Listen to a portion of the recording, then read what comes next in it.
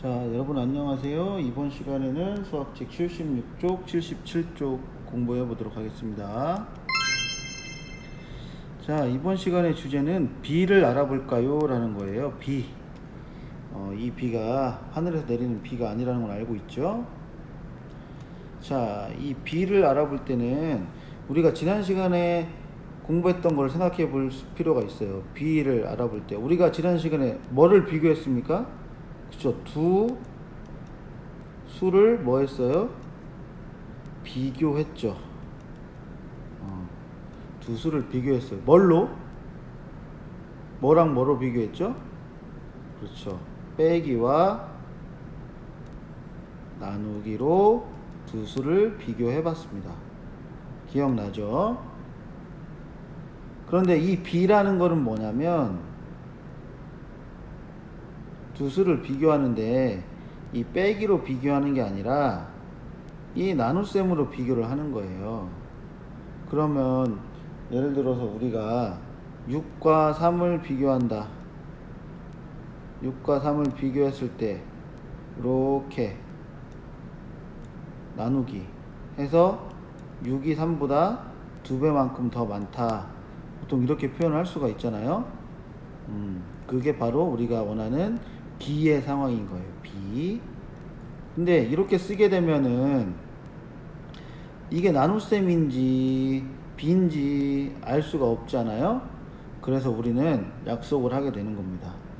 우리가 비의 개념이 나눗셈의 개념에서 왔지만 이 나눗셈이랑 똑같이 쓰면 안 되니까 이 비를 표현할 때는 이렇게 쓰는 게 아니라 가운데 있는 걸 빼가지고 비를 표현할 때는 이렇게 표현한다 라는 거를 약속을 한 거예요. 이제 앞으로 이 기호를 보면 이게 비를 표현한 거구나 라는 걸 알 수 있어야 합니다. 자, 그러면 우리가 비를 이야기할 때 또 중요한 게 뭐냐면 기준량이라는 게 되게 중요해요. 기준량. 또 요거에 반대되는 말이 비교하는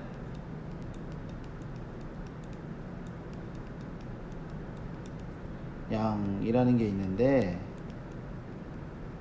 우리는 두 수를 비교하는 거기 때문에 기준량이 정해지면 당연히 나머지 거가 뭐가 되겠어요? 비교하는 양이 되겠죠. 그래서 우리는 비를 이야기할 때 기준량이 굉장히 중요합니다. 예를 들어 지난 시간에 공부했을 때 뭐 준비하는 사람의 수와 판매하는 사람의 수가 있었다고 하면 준비하는 사람을 기준으로 할 것이냐 판매하는 사람을 기준으로 할 것이냐 이게 굉장히 중요하다는 뜻이에요. 자, 그러면 실제로 문제를 한번 해결해 볼게요. 1번 지엔의 모듬은 물 3컵과 포도 원액 2컵으로 포도주스 1병을 만들었습니다. 포도 원액 그냥 마시면 굉장히 진하겠죠. 그러니까 우리가 먹기 좋게 물을 탔다라는 얘기입니다. 어떻게 해서 포도주스를 만들었대요? 물 3컵에다가 원액 2컵을 탔대요. 자, 그럼 물의 양과 포도 원액의 양을 비교하는 방법을 알아봅시다. 그럼 색칠해 보라고 했네요. 포도주스 1병 만들려면 물 몇 병? 몇 컵? 물 3컵. 그럼 하나, 둘, 3컵이 필요하고요. 그다음에 포도는 몇 개가 필요할까요? 포도는 2컵이 필요하겠죠? 하나, 둘 이렇게 필요하겠네요. 딱 봐도 3컵, 2컵 필요하다 이렇게 표현할 수 있겠죠. 자, 그럼 위 그림에다가 포도주스 2병, 3병을 만들기에 필요한 물의 양과 포도 원액의 양만큼 더 색칠해 보세요. 지금 여기는 지금 선생님이 표현한 요만큼은 포도주스 몇 컵 만들기 위한 거예요? 한 병 만들기 위한 거죠? 포도주스 한 병 만들 때 물 3컵, 원액 2컵이 들어갔다는 얘기예요. 그러면 2병 만들려면 어떻게 해야 돼요? 2병 만들려면 다시 물 3컵,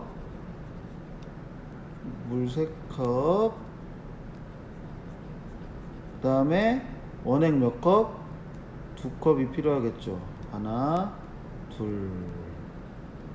그죠? 그 다음에 포도주스 한 병을 더 만들려면 물 몇 개? 3개.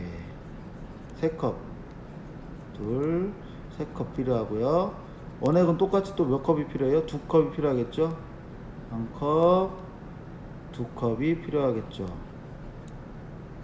맞습니까? 그럼 여기도 한번 표현을 해볼게요. 3개, 2개니까 이렇게 또 하나 묶이겠죠. 이렇게 하면 또 2병이 만들어지는 거, 1병이 만들어질 거고요. 또 이렇게 하면 또 1병이 또 만들어질 겁니다. 그죠?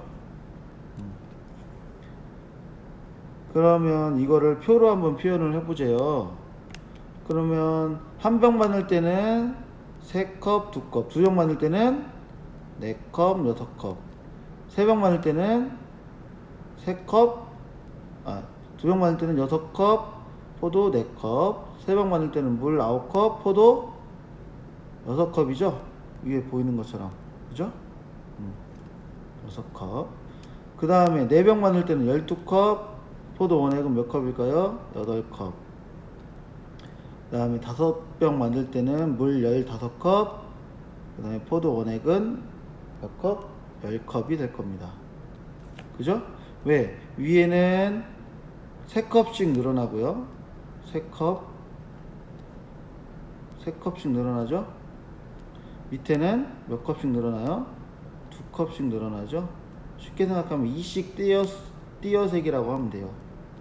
2씩 띄어세기. 이해됩니까? 네. 그럼 포도주스를 만들기 위해 필요한 물의 양과 포도 원액의 양을 비교하는 방법을 이야기해 보세요. 그럼 뭐라고 이야기할 수 있어요?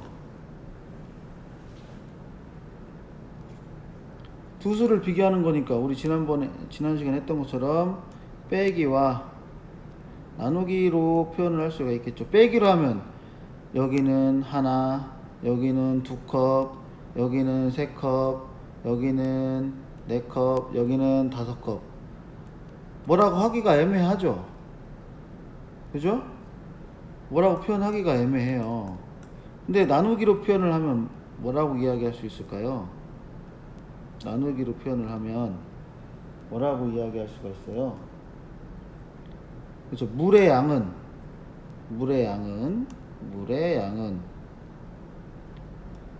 뭐라고 쓸 수 있을까요? 물의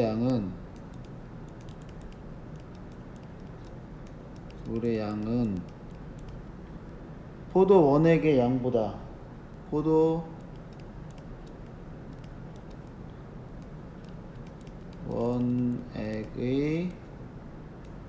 원액 양의 몇 배다. 이거 나누기 해볼까요? 이거 나누기 3 나누기 2니까 얼마예요? 그렇죠. 2분의 3. 얘도 6 나누기 4니까 4분의 6 나누면 2분의 3.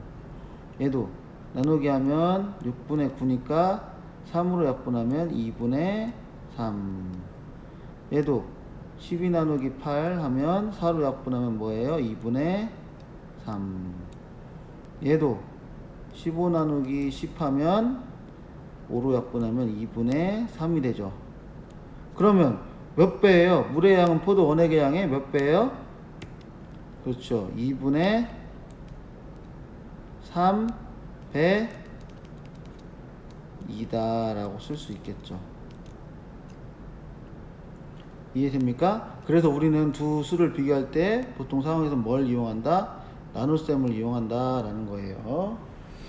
자, 그러면 지금 이렇게 우리가 물의 양은 포도 원액의 양의 2분의 3배이다. 이거를 어떻게 하면 수학적으로 누구든지 전 세계에 있는 누구든지 알아볼 수 있게 쉽게 표현할까라는 거를 고민을 한 겁니다. 그리고 약속을 한 거죠.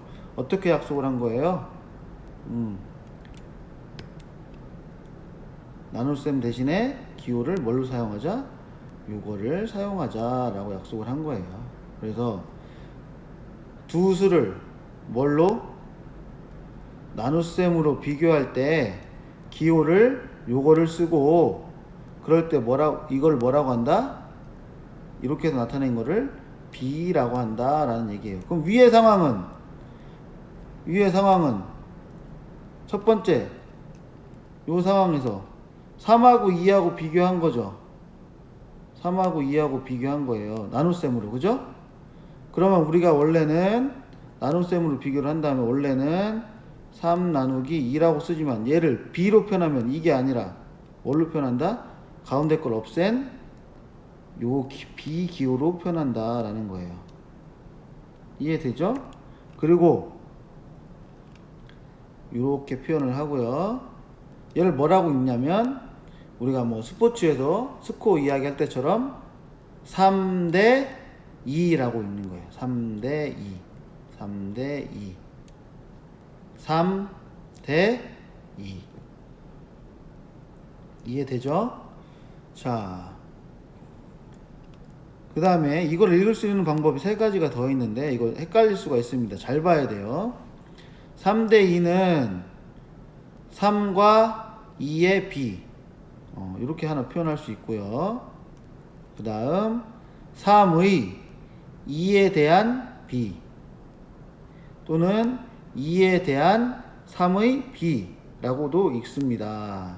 근데 헷갈리죠? 헷갈려요. 그럼 우리가 어떻게 생각을 하면 쉽냐면 밑에 기준량과 비교하는 양에 대해서 나와 있는데, 자,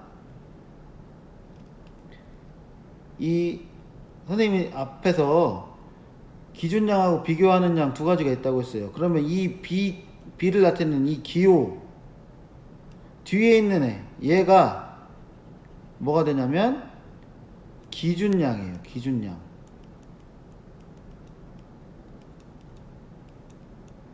기준량. 그 다음에 앞에 있는 게 뭐가 되겠어요? 앞에 있는 애가 비교하는 양이 돼요.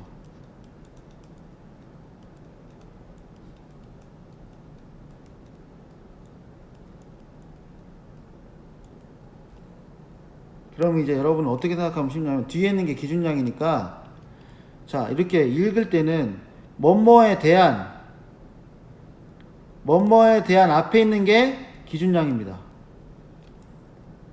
그 다음 여기도 뭐뭐에 대한 앞에 있는 게 기준량이에요. 이렇게 생각하면 쉬워요. 그럼 예를 들어서 우리가 뭐 4대 3이 있다. 그럼 이거를 네 가지 방법으로 읽을 수 있겠죠. 첫 번째는 4대 3. 두 번째는 4와 3의 B. 세 번째는 얘 뒤에 있는 기준량을 기준으로 해가지고, 얘가 기준량이니까 4의 3에 대한 B 또는 거꾸로 3에 대한 4의 B, 이렇게 네 가지로 읽을 수가 있는 거예요. 알겠습니까? 그래서 이 B 기호에 있는 뒤에 있는 애가 뭐다? 기준량이고, 그 다음에 앞에 있는 애가 비교하는 양이다. 그 다음에 읽을 때는 기준량 바로 뒤에 뭐라 쓴다? 뭐뭐에 대한이라고 쓰면 그게 바로 앞에, 뭐뭐에 대한 바로 앞에 있는 게 뭐다? 기준량이다 라는 거예요. 요거만 기억하고 있으면 어렵지 않을 겁니다. 자, 그러면 2번 한번 볼게요. 77쪽에 2번. 알뜰 시장에서 물건을 팔면 일정 금액을 기부를 할 수 있습니다.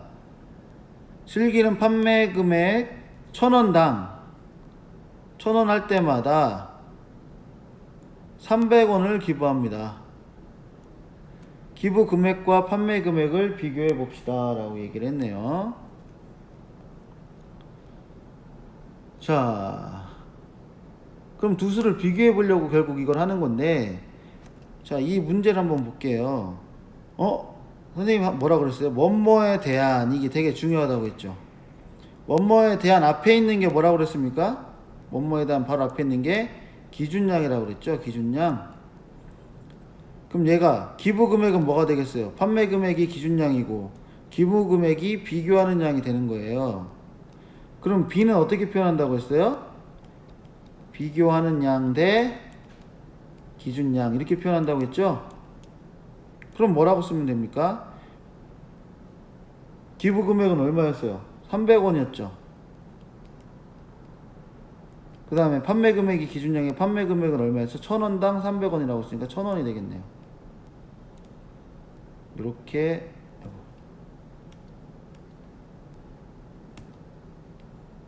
그러면 300대 1000 이렇게 쓸 수 있겠네요. 그 다음 두 번째 물음.